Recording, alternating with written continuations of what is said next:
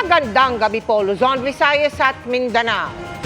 Nagliparan ng ilang bubong at nagtumbahan ng ilang puno sa Batanes dahil sa bagyong Julian na bumabayo pa rin doon kaya nakataas ang signal number 4. Posible pang lumakas at maging super typhoon yan ngayong gabi dahil sa mabagal nitong kilos. Wala pa man yan, katakot-takot na bugso ng hangin at malakas na ulan ang naranasan sa probinsya.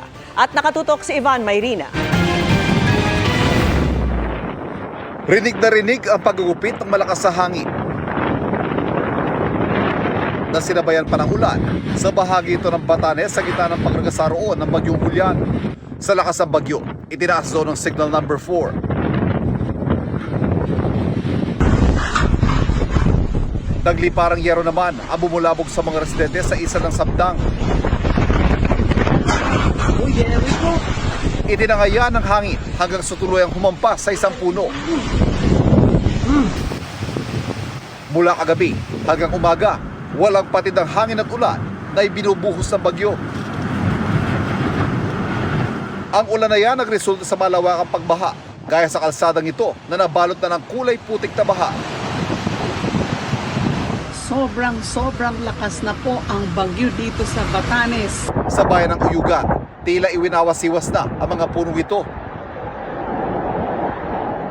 Habang rinig ang paghampas ng hangin, sabay ng buhos ng ulan.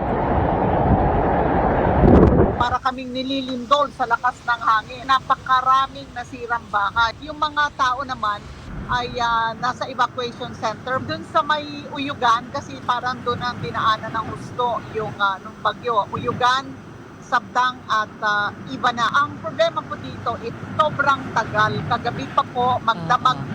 Tapos ngayon, isa ito sa pinakamalakas na bagyo dito sa Batanes.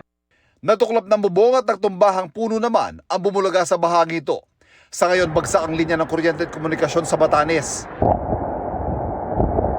Dama rin ang pananalasa ng bagyong Julian sa Cagayan, tulad sa Kalayan, na parang ipinaypay ang mga dahon ng puno. Bagong tanim lang po yung mga palay na yan, pero lubog na po sa baha.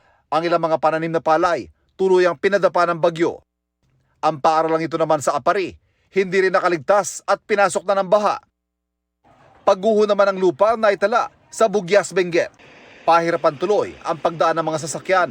Tulong-tulong ang mga otoridad sa pag-alisang humambalang na punong ito sa gitna ng kalsada sa Bauco Mountain Province.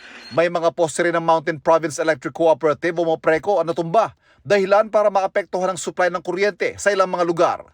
Dahil sa epekto ng bagyong Julian, nagpakawala na ng tubig ang Ambuklao, Binga at Magat Dam. Para sa GMA Integrated News, Ivan Mayrina, nakatutok, 24 oras.